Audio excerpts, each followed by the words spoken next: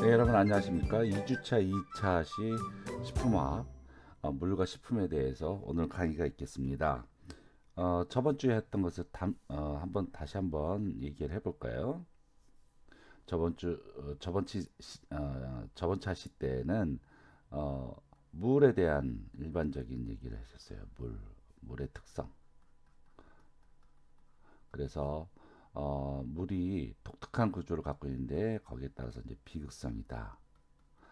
그다음에 어, 물리적 성질이 있었어요. 그래서 높은 끓는 점. 굉장히 한글이 이상하게 써졌네요.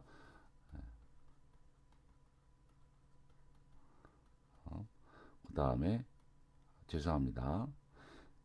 이렇게 어색하지 않아야 되는데 끓는 점, 그 다음에 녹는 점 그런 것을 갖고 있고, 네. 뭐, 뭐 용매가 된다. 그렇죠. 용매가 된다. 네. 등등등등 이야기를 했었습니다.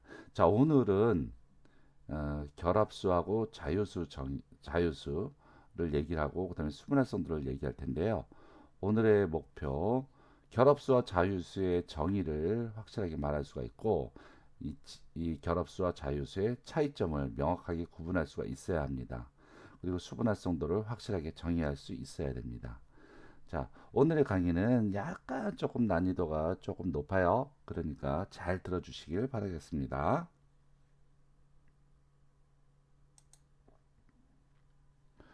자, 결합수, 자유수.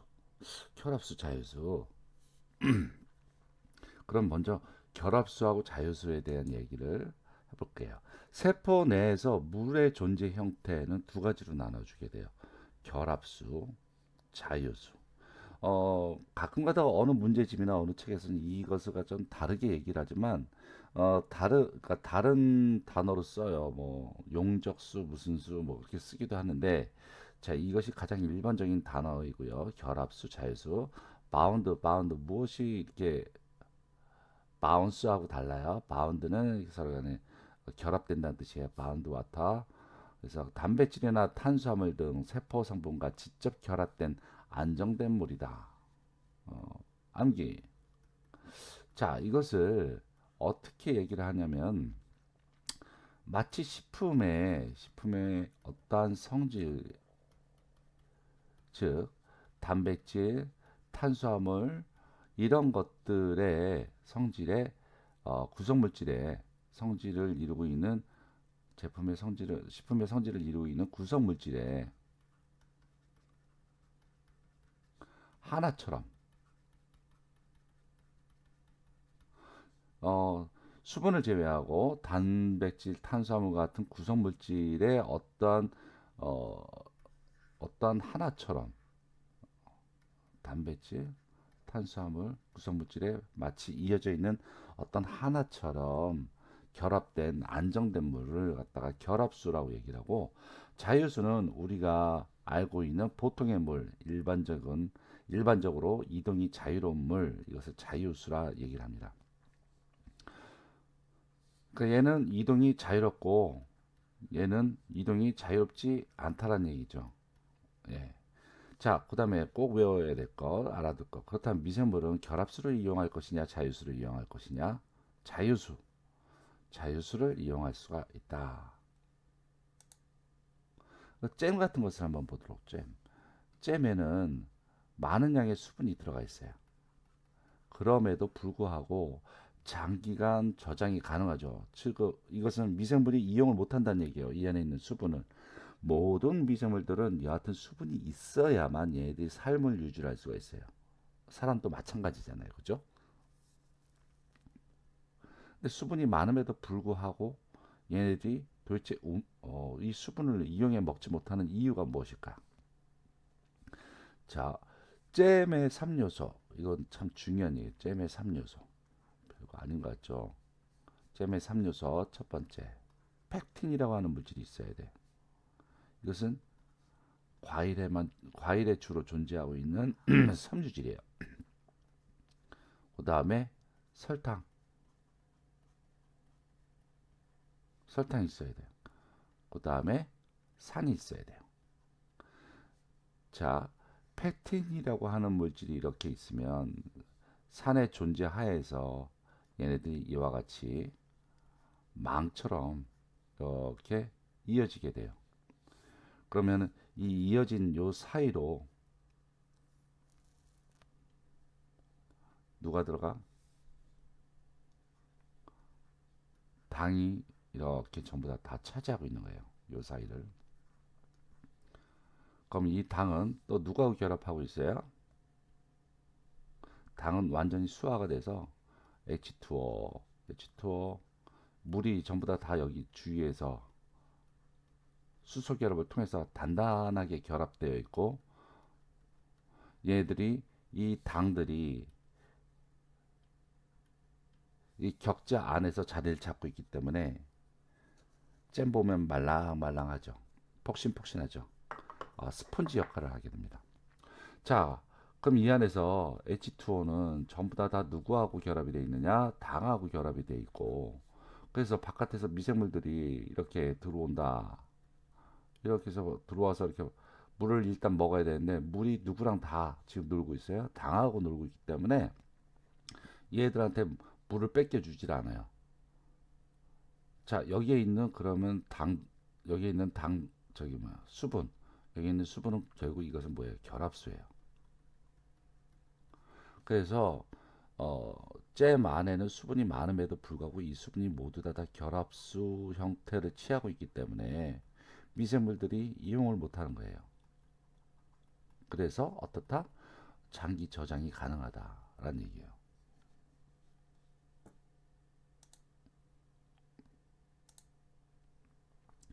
잼은 수분이 20에서 30%로 함수량, 자, 물을 포함하고 있는 양이 많지만 높은 농도로 함유되어 있는 설탕 분자에 의해서 물이 강하게 결합되어 있어서 곰팡이가 번식하기 어렵지만, 건조, 건조된 곡류 같은 경우에는 수분이 훨씬 적어요. 얘는 10에서 18%지만 여기에 있는 수분은 전분하고 다 결합되어 있지 않기 때문에, 즉 자유수이기 때문에 수분이 훨씬 더 적은데도 불구하고 곰팡이에 의해서 변폐가 됩니다. 자, 조금 이해가 되셨어요? 다시. 자,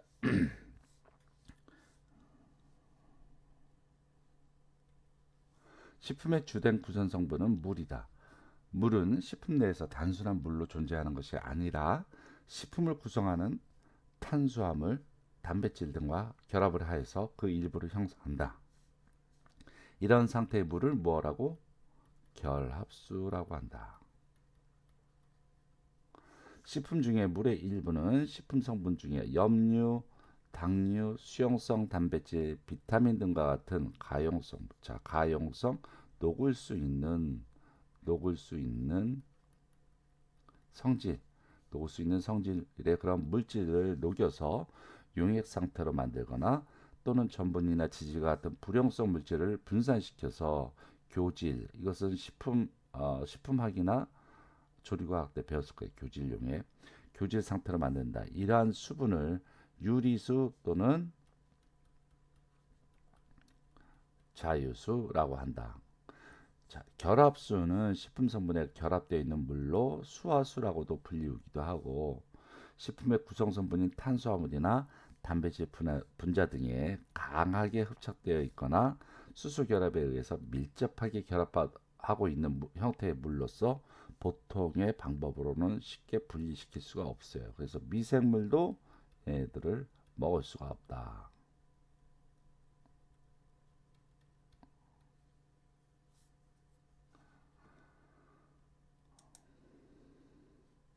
자, 결합수와 자유수의 차이점, 이것이 시험 문제 가끔 나와요. 자, 자유수, 용매로서 작용한다. 그러니까 용액을 만드는 거지. 용액을 만들어. 분자량에 비해서 비등점과 융점이 높고 증발열이 크다. 이것은 이미 물의 성질에서 알고 있었죠. 비열이 크다. 4도씨에서 비중이 가장 크다. 표면 장력이 크다. 점성이 크다. 건조시키면 쉽게 제거된다. 0도 C에서 쉽게 동결한다. 미생물이 이용한다. 주변 환경에 따라 변동되기 쉽다. 이것을 따로 슬라이드로 뽑아볼까요? 자유수. 용매력소 작용한다. 이것은 여러분 이미 알고 있으니까 이렇게 됐고, 이것도 됐어. 자, 비열이 크다. 아, 비열이 크다. 자, 얘네들을 비열이 크다.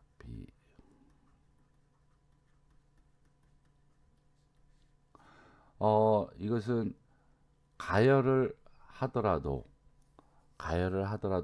쉽게 온도가 올라가지 않는다. 뭐 그렇게 생각하시면 될 것 같아요. 4도씨에서 비중이 가장 크다. 자, 여기서 여러분 비중이란 말도 모르겠고 비열이란 말도 모르겠죠. 표면 장력도 모르겠죠. 점성은 알겠죠. 자, 물이 어떻게 해서 점성이 커요? 물은 점성이 커질 이유가 없는데 얘들은 어떻게 생각하면 되냐면 여러분 이렇게 컵 있으면은 물을 갖다 이렇게 따르지. 그럼 얘들이 쭉 하고 떨어지지. 그리고 물방울이 이렇게 묻혀져 있죠. 이거 다 점성 때문에 그래요. 점성 무엇 때문에 일어나는 것 같아요? 그러면 수소결합이에요, 역시. 그래서 모여서 강이 되고 강이 바다로 흐르게 되는 이유가 얘들 물 분자가 전부 다 서로 달라붙어 있기 때문에 그래요. 점성이 크다. 건조시키면 쉽게 제거된다. 건조하면 물을 이렇게 끓이게 되면 물 분자가 날라 올라가죠. H2O. 쉽게 제거된다. 0도씨 이하에서 언다. 미생물이 이용한다. 주변 환경에 따라서 변동되기 쉽다. 이건 알고. 자, 그러면은 혈압성 반대로 얘기하면 돼요. 용매로서 작용하지 않는다. 대기 중에서 100도씨 이상으로 가열돼도 제거되지 않는다. 0도씨 이하에서는 물론 그보다 더 낮은 온도에서 잘 얼지 않는다. 보통의 물보다 밀도가 크다. 식품 조직을 압착해도 제거되지 않는다. 그리고 미생물에 의해서 생육이 이용되지 못한다. 왜? 식품 성분과 단단히 결합되어 있기 때문에.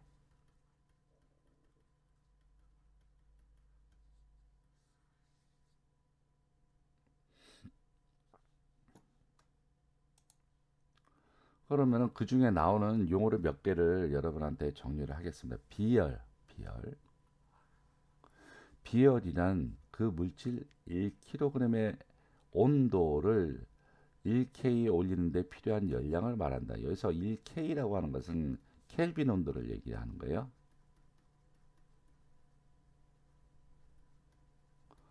이것도 온도의 단위예요. 즉 어떠한 물질 1kg이 어떠한 온도를 갖고 있는데 이것을 1K라고 하는 하나의 온도 단위로 더 높여주는데 필요한 열량을 비열이라고 얘기를 해요. 비열의 단위는 열량을 일정한 질량과 온도에 대해서 구하는 것이기 때문에 줄, J는 줄이라고 얘기합니다.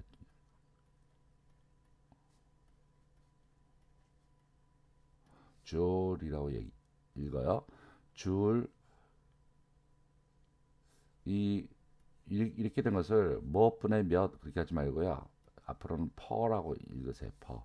줄 퍼 킬로그램 곱하기 켈빈 혹은 킬로칼로리 퍼 킬로그램 K 이렇게 해서 사용을 합니다. 단위 외워요? 단위 외울 필요 없어요. 자, 비열은 물질마다 달라. 그렇기 때문에 물질의 특성이 될 수가 있다. 즉 얘네들을 갖다가 에너지를 주어야만 얘네들이 1도 올라가냐. 1도. 켈빈 말고 그냥 1도라고 생각합시다. 1도. 그래서 얘들의 성질에 따라서 에너지는 어떤 것은 조금만 받아도 쉽게 올라가고 어떤 것은 많이 받아도 안 올라가고 그런단 말이에요. 자, 그렇기 때문에 물질의 특성이 될 수가 있다. 자, 비열이라고 하는 것은 비열 물에 비해서 얼마나 열이 잘 올라가나 그러니까 분모에 물의 비열을 갖다 분모에 두는 거예요, 물을. 그래서 상대적으로 비교하는 단위입니다. 이와 비슷하게 칼로리라고 하는 거죠. 칼로리는 0에서 100도 사이 온도의 물을 1g을 1도씨 올리는데 필요한 에너지예요. 이 비열하고 아주 흡사하죠. 그 칼로리예요. 물 1g을 1도씨 올리는데 필요한 에너지예요. 예를 들어서 물의 비열이 1이에요. 비등점은 100도씨야. 자, 그런데 기름의 비열은 0.5예요. 그리고 비등점은 200이다. 자, 그러면 얘들이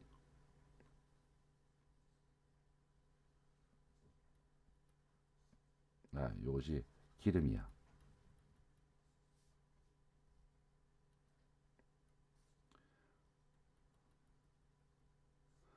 이게 200도씨.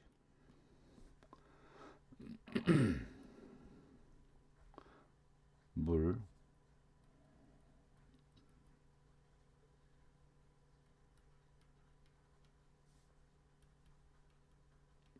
이렇게 된다는 것이죠. 그래서 같은 시간에 에너지를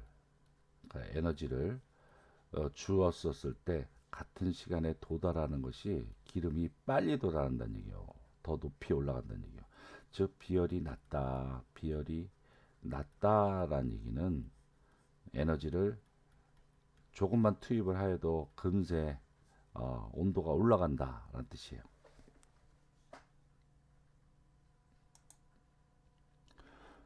자, 그다음에 코르크마개는 갑자기 이제 난데없이 코르크마개는 왜 물에 뜨죠? 대부분 이렇게 물어보면 가벼워서라고 그런단 말이야. 가벼워서? 가벼워서 물에 뜬다. 이게 말이 될까요? 그렇지 않아요. 저희 물이 있어요, 물. 가벼운 것은 물이 뜨고 무거운 것은 물에 가라앉아. 그렇게 쉽게 얘기를 한다? 아니죠. 자, 일단 먼저 밀도라고 하는 것을 봅시다. 밀도는 단위 부피당 질량입니다. 밀도는 어떠한 부피가 이렇게 있으면 이 안에 들어가 있는 숫자가 많으면 많겠죠. 많으면은 무겁고 적으면은 가볍겠죠. 그래서 부피분의 질량, 무게.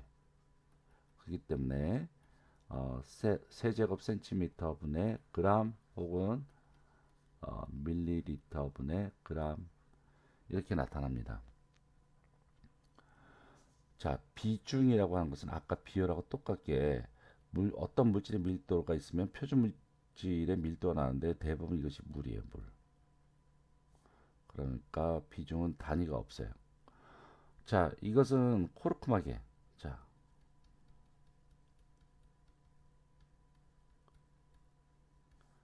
코르크마개 비중이 이거는 가벼워서가 아니라 이것은 비중이 낮기 때문에 이건 비중이 높기 때문에 즉 이렇게 생각합시다. 얘네들이 꽉 차 있어 서로. 그리고 얘가 이렇게 얘는 듬성듬성 공기가 많이 들어가 있으니까 성기죠. 그럼 얘는 밑으로 내려가야 되는데 얘 사이를 휘짓고서 이렇게 밑으로 내려갈 수가 없다는 얘기예요. 즉 무게 차이라고 얘기는 할 수가 있겠지만 그것이 정확한 이유가 아니라 비중이 얘네는 낮고 얘는 비중이 높기 때문에 이 안으로 들어갈 수가 없다라는 얘기예요.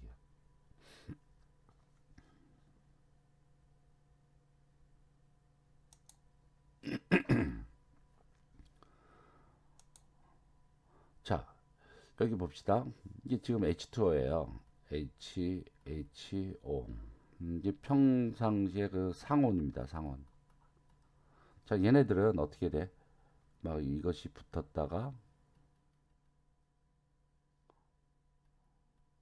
떨어졌다. 붙었다 떨어졌다. 막 그러면서 자기가 막 회전을 하고 이렇게 막 회전을 하고 자기네들이 붙었다 떨어졌다 하면서 아주 자유롭게 놀고 있죠. 얘들이 움직이는 행동 반경도 굉장히 넓어요. 계속 수소 결합을 해야 하므로 자 4도씨가 되면 얘들의 모습이 최대한으로 수소 결합을 할 수 있는 방향으로 재정비가 돼요. 이게 수소 결합, 수소 결합, 수소 결합, 수소 결합, 수소 결합, 수소 결합, 수소 결합, 수소 결합. 이거 육각수네, 육각수. 이렇게.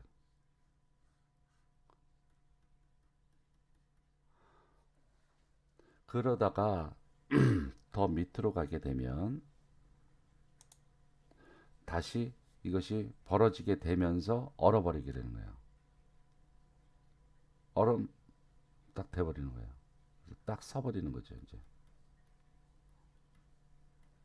그래서 4도씨 때 가장 최대한으로 밀집될 수 있는 그러한 모형을 채워지고 그 밑으로 가서는 다시 흐트러지게 되기 때문에 4도씨에서 밀도가 가장 커요.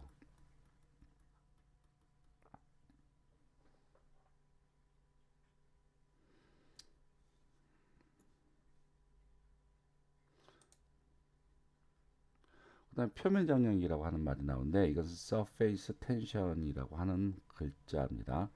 유체 입자들이 서로 끌어당기는 힘을 갖고 있어요. 모든 유체 입자들은 자기네들끼리 막 끌어당겨. 그런데 이러한 힘에 의해서 액체의 표면이 자기끼리 잡아당기면서 마치 탄성이 있는 어떤 얇은 막이 형성되는 것 같이 보이는데 이러한 성질을 표면 장력이라고 얘기를 합니다. 그럼 예를 들어서 이와 같이 자기네들끼리 끌어당겨, 막 끌어당겨. 그렇기 때문에 얘들이 놔두게 되면 동글동글한 그런 모습으로 되죠. 이게 다 표면 장력 때문에 그래요. 그 외에 여러분 이거 본 적 있어요? 소금장이라고 그러는데 밑에 있는 얇은 막들이 단단한 그러한 표면처럼 되기 때문에 이 가벼운 것들은 위에다가 대더라도 밑으로 내려가질 않죠. 표면 장력이 길을 열어주지 않으니까. 바늘 같은 거나 아주 얇은 그 가벼운 철사 같은 걸 위에다 뚝 떨어뜨리게 되면 얘들 위에서 둥둥 뜨잖아요. 이것이 전부 다 표면 장력 때문에 그래요. 이제 이해됐죠? 자, 그러면은 다시 앞에 것을 보시게 되면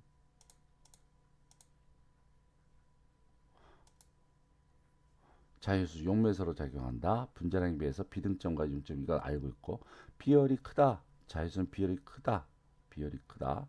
4도시에서 비중이 가장 낮다. 그 다음에 표면 장력이 크다. 점성이 크다. 건조시키면 쉽게 제가 된다.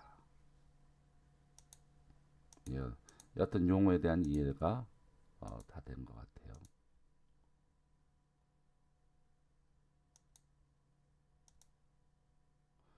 그래서 여기서 밀도가 가장 크다라고 하는 것이라보다도 이게 잘못 말했네.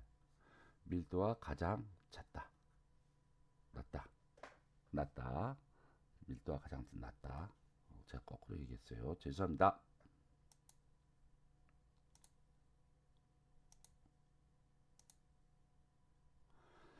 자, 이제 여지껏 자유수하고 그다음에 결합수 얘기를 했죠. 자, 이번에는 워터 액티비티라고 하는 말을 할 거예요. 자, 어떤 물의 함량만으로 식품의 저장의 지표나 기준을 삼을 수가 없다. 즉, 물이 얼마만큼 들어가 있다. 퍼센트로는 삼을 수가 없대. 왜 그럴까? 생각해 봅시다. 어떠한 식품에서 미생물이 번식할 수 있는 가능성 물의 함량이 아닌 이 안에서 미생물이 실제 이용할 수 있는 물의 함량이다. 자, 잼 같은 경우에는 아까 20에서 30%의 물이 있음에도 불구하고 미생물들은 못 먹고 밀가루 같은 경우는 12에서 18%인데도 불구하고 미생물들이 이용해. 그렇다면은 뭔가 잘못된 거지. 실제적으로 미생물이 실제 이용할 수 있는 물의 함량은 아니란 얘기야, 이 안에. 그래서 식품 중에 물의 함량은 또 하나 조건이 뭐냐면 환경에 따라서 달라져요. 식품 내의 수분의 양은 환경의 수증기 압에 따라 변화되고 환경의 수증기 압과 평형을 이루게 된다.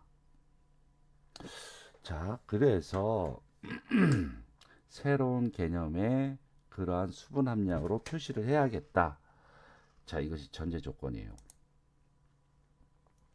물의 함량이라고 하는 정의만으로 실제 식품의 저장 수명을 논하기에 문제점이 많았습니다. 그래서 어떤 식품에서 한 미생물이 번식할 수 있는 가능성이란 것은 그 식품 중에 미생물이 실제로 이용할 수 있는 수분량에 의해서 결정되는 것이지 단순하게 물이 얼마만큼 들어있다라고 하는 함량이 아닌 것입니다.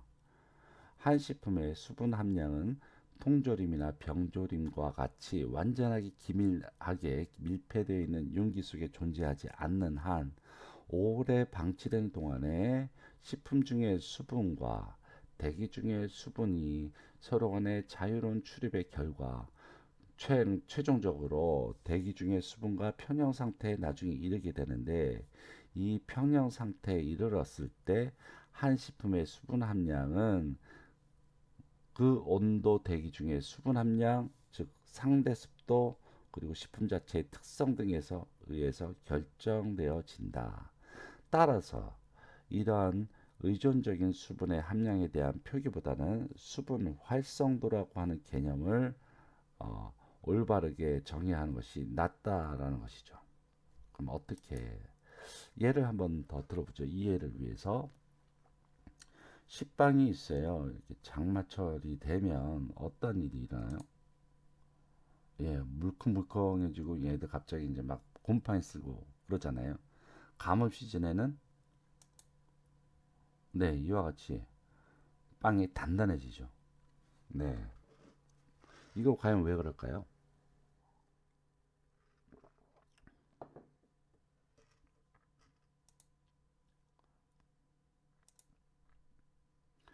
자, 먼저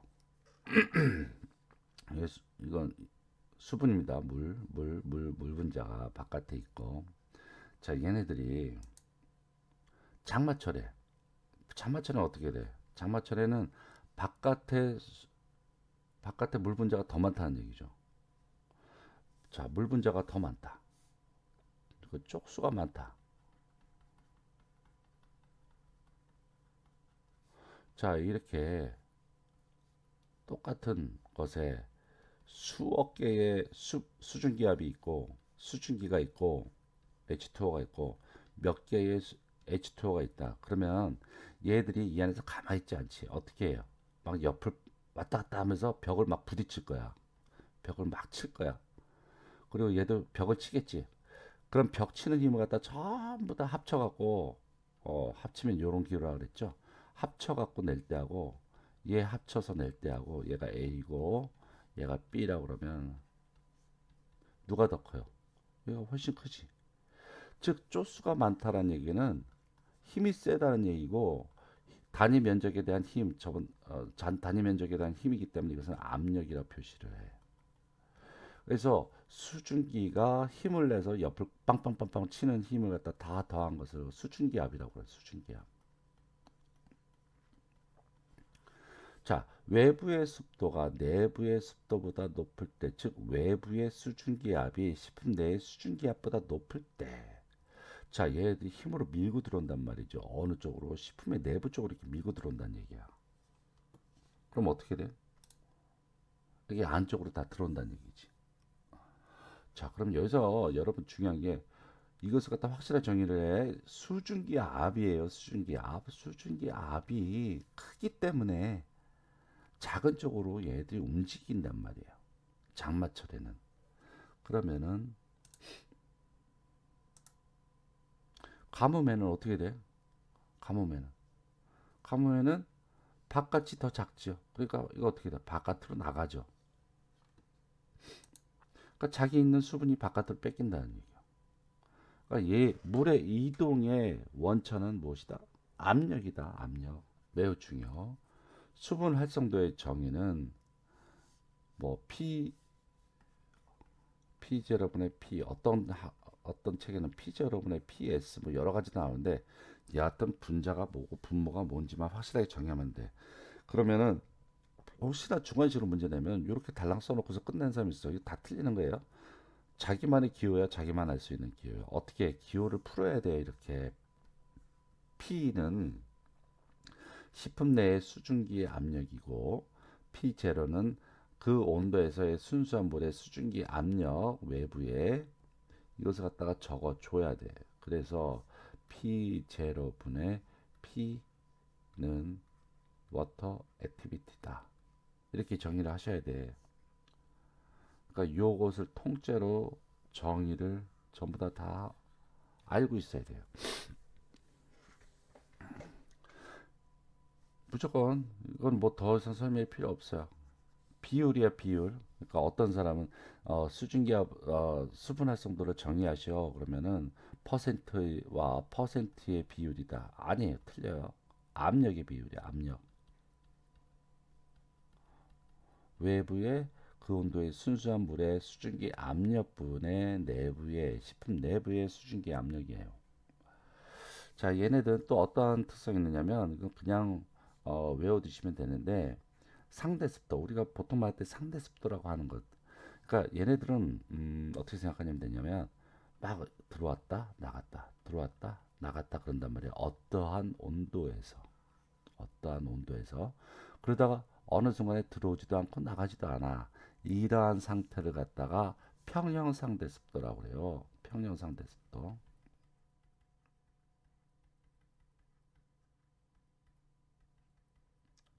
그래서 평형, equilibrium, relative, humidity, 네, 그것의 100으로 나눈 값이 AW이고 그것이 P0예요. 알았죠?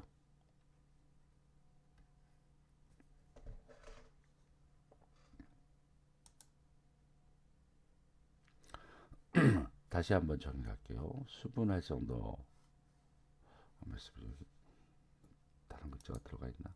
안 들어가 있구나.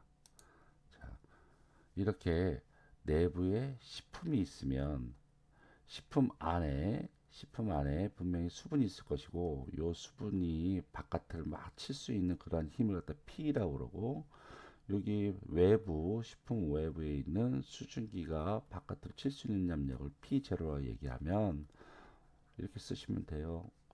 P0 P 그래갖고 P는 식품 외부의 그 온도에서의 순수한 물의 수증기 압력이다.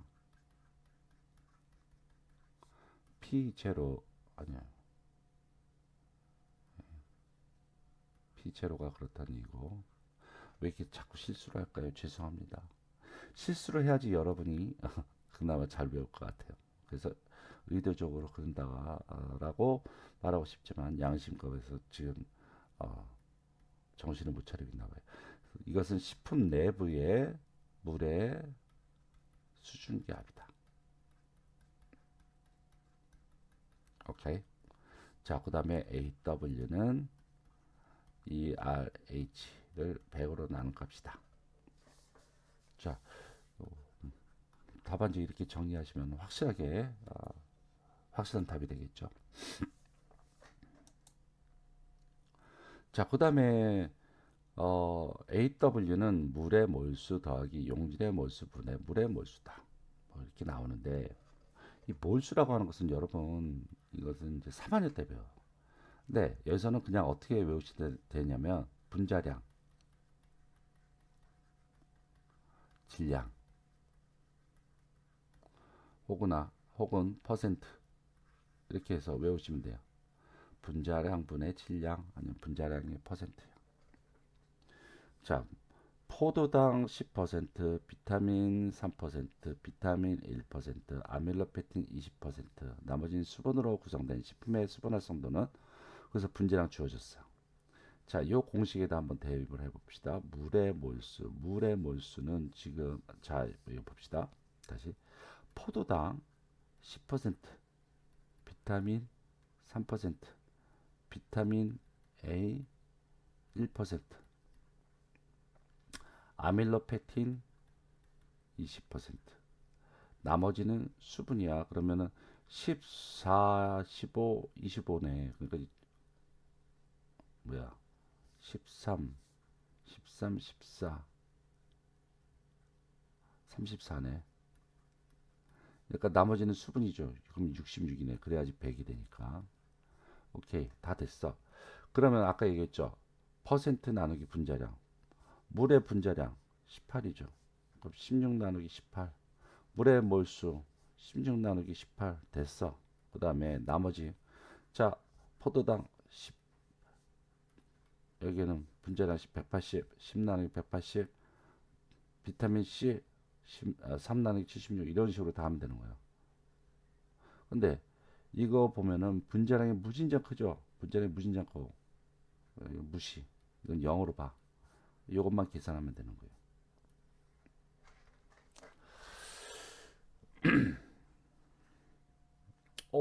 막 수학이 나오니까 갑자기 이렇게 길을 잃어버리고 정신이 혼미한 사람 있죠. 다시 정신 차리세요. 깨병 부리지 마시고 산수에 산수.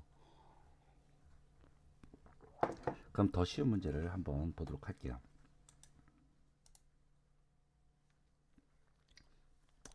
자, 뭐 할까? 자, 포도당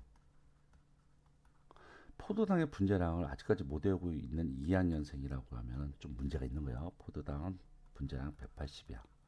몰큘라 웨이트 이렇게 씁니다.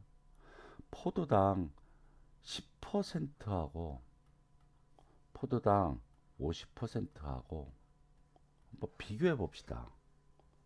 자, 포도당 10% 용이니까 나머지는 포도당이 10%, 물은 90%란 얘기고 이건 50%, 물이 50%란 얘기죠. 포도당 말고 이제 물의 분자량은 18이에요. 자, 그럼 아까 식에 의해서 이것이 A의 경우, 이거 B의 경우 봤었을 때 A의 경우는 어떻게 계산하면 돼? 18분의 90, 18분의 90 더하기 180분의 10. 이것도 계산을 또 어떻게 해야 되지? 계산해 보세요. 자, B 18분의 어떻게 돼? 50 18분의 50 더하기 180분의 50. 자, 계산 한번 해볼까요? 그러면은 계시는 분을 위해서 그냥 계산을 해본 결과는 0.989 정도 나오고요. 자, 그 다음 거 계산해 보겠습니다. 조금 기다리세요. 네, 계산을 해보니까 0.909가 나와요. 자, 오케이. 자, 일단 여기서 여러분은 계산을 해보면은 여러 가지 도움이 될 것이 뭐냐면 무엇이 알게 되면 식품에서 수분활성도 2를 안 넘어요. 다 0, 저 1 이하예요. 1 이하. 자, 그 다음에 여기서 보게 되면 A라고 하는 것은 0.989가 나왔고 B라고 하는 것은 0.909가 나왔어요. 여기에서 중요한 점 수분 활성도가 높다. 즉 1에 가깝다. 무슨 뜻이야? 물에 가깝다. 물이 많다. 물 많다라는 뜻이에요. 누가 이용할 물이 많아? 미생물이 이용할 물이 많다는 얘기예요. 수분 활성도가 낮다. 그러면은 0에 가깝고 물이 없다. 무슨 물이 없다? 미생물이 이용할 물이 없다는 얘기예요. 자, 그러면 A라고 하는 식품하고 B라고 하는 식품을 한번 보게 되면 A는 0.989, 1에 가깝고 B라고 하는 0.909죠. 즉, 포도당 10%와 포도당 50%의 물을 봤었을 때 어느 것이 미생물이 이용해 먹기가 힘들어요. 그쵸? 이거죠. 1에서 멀어지고 있으니까. 그렇기 때문에 잼을 만들 때 설탕 얼마나 집어넣어요? 60% 집어넣어. 60%. 미생물이 이용해 먹지 못하는 거예요. 그러니까. 자, 이해 갔죠? 자, 오늘은 자유수, 결합수, 그 다음에 수분활성도 얘기했습니다. 여기서 외워야 될 것보다도 이해를 먼저 하고서 그 다음에 외우셔야 됩니다. 자유수, 결합수, 의미, 정의, 그 다음에 특징, 그 다음에 수분활성도 정의 확실하게 정의를 내리시고 그 다음에 계산하는 것을 간단하게 얘기했습니다. 오늘은 여기까지 하겠습니다. 감사합니다.